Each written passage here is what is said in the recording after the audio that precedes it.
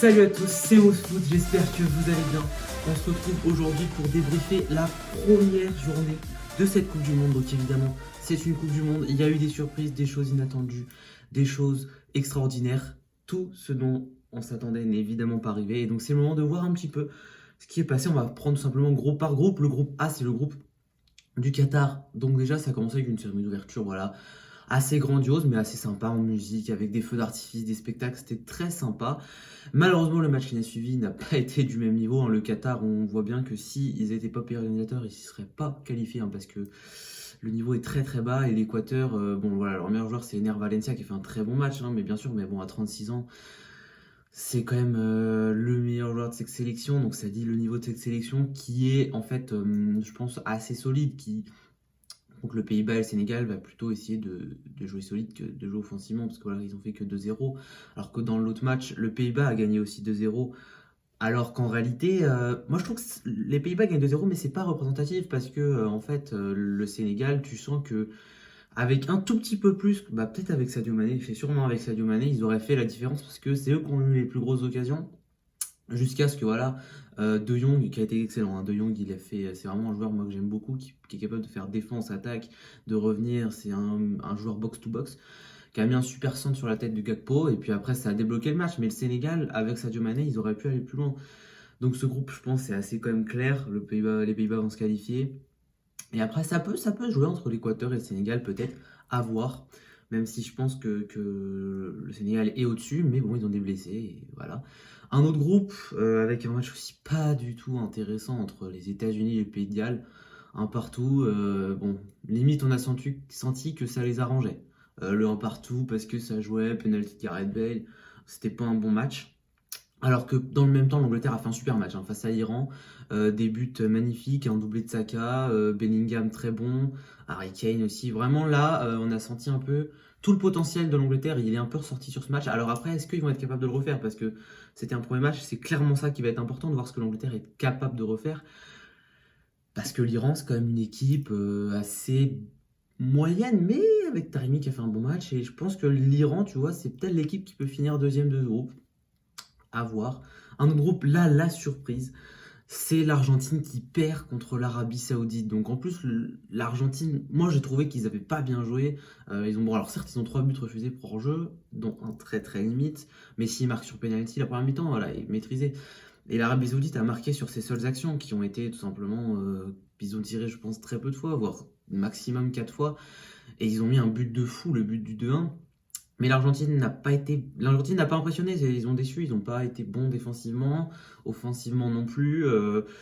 Voilà, les 2 buts sur le premier, ils se font prendre quand même dans le dos. Peuvent peut-être un peu mieux faire. Le deuxième, c'est un but exceptionnel. Voilà, pareil là, l'autre match de ce groupe, Mexique-Pologne. 0-0. Il y a une chose à retenir, Guillermo Ochoa qui est exceptionnel en Coupe du Monde, qui arrête le penalty de Lewandowski. Voilà, sinon rien à dire. Le groupe de la France, donc déjà, pareil, il a un match nul bien pénible. Il y a beaucoup de 0-0 sur cette première journée, c'est assez rare. Danemark-Tunisie 0-0, manque d'inspiration des deux côtés. Il y a eu un but refusé de chaque côté, un poteau pour le Danemark, mais la Tunisie aurait pu aussi, sur certaines actions, ils ont posé des problèmes. Donc en tout cas, c'est un résultat qui avantage bien évidemment l'équipe de France, qui elle a gagné 4-1. Un premier quart d'heure catastrophique, très clairement. La blessure de Lucas Hernandez, le jeu qui était pas bon du tout, on a subi. Et puis après, ça a commencé à dérouler avec un Giroud exceptionnel. Mbappé qui a été très bon sur son côté. Dembélé aussi, même en étant un peu moins bon. Enfin, ils ont vraiment tous été très bons. Et Rabiot aussi. Donc voilà, on parlait de malédiction. Pour l'instant, ça a l'air d'être un petit peu passé. Bon, évidemment, il y a les autres matchs. Mais voilà, la France fait partie des équipes favorites qui n'a pas déçu en entrée. À l'inverse de l'Allemagne qui a perdu 2-1 contre le Japon, un match de fou furieux là aussi, où l'Allemagne fait tout bien, j'ai envie de dire, à part finir. Et c'est pour ça que moi, l'Allemagne, j'ai des doutes, parce qu'en fait, ils n'ont pas de numéro 9. Gundogan a fait un super match en marquant le penalty, il a tiré sur le poteau. Musiala aussi a été très bon, mais Havertz et Gnabry ont plutôt ronronné, ce qui a quand même empêché l'Allemagne de finir. Et le Japon, qui est une équipe qui ne lâche rien, qui va jusqu'au bout et qui donne tout quoi qu'il arrive, et qui franchement est un sacré client, parce que le prochain match c'est Allemagne-Espagne, le Japon risque de gagner contre le Costa Rica, donc ils vont se retrouver à 6 points, ils sont qualifiés. Ça marche comme ça. Donc bon, l'Allemagne peut être éliminée dès la prochaine journée. Hein. S'ils perdent contre l'Espagne, l'Espagne qui m'a surpris. Ils ont fait un match de fou, une victoire 7-0 contre le Costa Rica qui est certes très faible, avec des Gavi qui a été excellent, Ferran Torres aussi. Là c'est un peu comme l'Angleterre. Tout le potentiel de l'Espagne est un petit peu sorti sur ce match. Voir est-ce que dans le futur ils vont pouvoir rééditer l'exploit. À voir. Un groupe très pénible où je vais quasiment rien dire. Croatie-Maroc, match nul 0-0. Il y a limite pas eu d'occasion, quoi. Le Maroc n'a pas joué, la Croatie non plus. Il y a eu très peu de frappes, c'était très très fermé.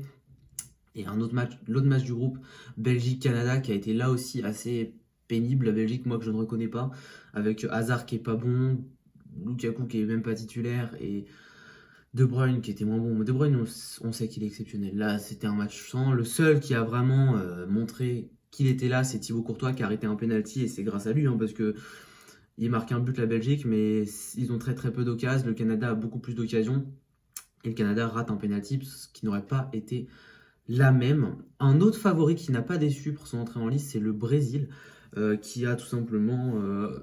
En fait, c'était l'équipe un peu qui pouvait faire mal au Brésil, puisque c'était les Serbes qui étaient très bons physiquement, défensivement. Et donc, ils ont défendu totalement bien pendant 45 minutes, et puis après, ils ont été obligés de craquer. 2 buts de Richarlison, dont un absolument magnifique, qui sera sûrement le but du tournoi. C'est bête de dire ça maintenant, mais je vois pas comment. Enfin, il est magnifique ce but. Neymar était très bon, mais il est sorti blessé. À voir l'évolution. Voilà, ce Brésil n'a pas déçu, moi j'ai trouvé sur ce premier match. L'autre match du groupe, c'était Suisse-Cameroun.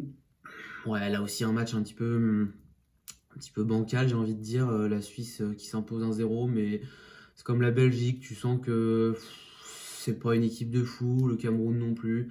Un résultat logique, mais je pense que ce groupe, il est limite fait d'avance. Ça va dépendre du match Suisse-Serbie, mais je pense que ça va faire Brésil 1, Suisse 2. On verra bien. Et le dernier groupe, avec là encore un 0-0 entre l'Uruguay et la Corée du Sud. Deux équipes très faibles, hein, parce que l'Uruguay, alors certes, a tiré 2 fois sur le poteau avec Valverde et Diego Godin, mais dans le reste, c'était vraiment des actions sur le moment, quoi. Nunez n'a pas été bon, Suarez non plus. Et la Corée du Sud, bah, ils ont Son. Mais c'est tout, parce que les autres joueurs, ils sont vraiment pas bons et ils n'arrivent pas à forcer la décision du match, donc c'est pour ça qu'ils gagnent pas. Donc voilà. Et pour terminer, le match du Portugal qui a été sérieux et appliqué, mais avec quand même une petite frayeur. Parce que première mi-temps, 0-0. Et après, ça a quand même essayé de dérouler avec un but sur pénalty de Ronaldo, puis un but de Joao Félix.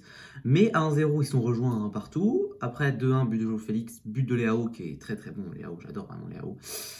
Et 3-2 pour le Ghana. Et à la fin, Diogo Costa qui fait un petit peu n'importe quoi. Ça aurait pu vraiment... Bon, voilà, le Portugal fait partie des équipes qui ont gagné. C'était important, hein. Mais ils n'ont pas été... Moi, ils m'ont pas fait peur. Voilà, quand tu regardes le match du Portugal, bon, voilà, surtout la deuxième période, ils ont un potentiel offensif, mais défensivement, tu les prends tous les jours, quoi. Voilà, c'est possible tous les jours, donc à voir. À voir, et c'est ce qu'on verra bien évidemment la semaine prochaine avec la deuxième journée. Voilà, ça va monter, l'ambiance, les matchs, l'intensité. C'est normal, c'est une Coupe du Monde, donc on se retrouve la semaine prochaine. Profitez bien et à bientôt. Let's go.